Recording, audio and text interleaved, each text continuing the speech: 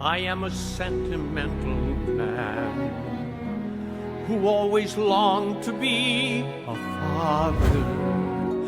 That's why The wizard is an interesting character, and Elphaba discovers that he isn't what everybody thinks he is. To Glinda and Elphaba is their idol, you know. He's the one that everybody in Oz wants to meet. One time with the wizard. And I really believe that a lot of people who see the show, when it leaves the theatre, there could be differing opinions of what the wizard was really about. He's the big authority character that everybody looks up to, I guess. Yeah, and the way Bert plays it, you just don't expect him to turn and become sort of wicked in a way. And when he changes, you really question him, but at the same time you still feel sorry love for him. Yeah. Was he really a kindly old gent?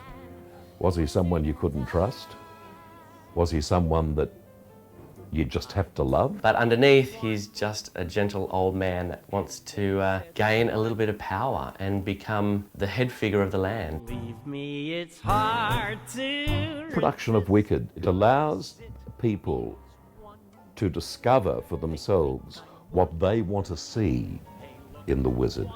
At the end, they usually have a firm opinion about the wizard, but not everybody agrees. There are many firm decisions made, and they can be quite different. And a wonderful road. Madame Morrible, she is in Shiz University. She looks after Elphaba, and she basically gives Elphaba the chance to meet the wizard. She's an extraordinary character.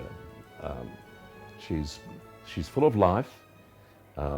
She's full of voice, and it would seem to me that the wizard is terrified of her. Doesn't want to show it. But once you see Madame Morrible, I think you might be terrified of her too.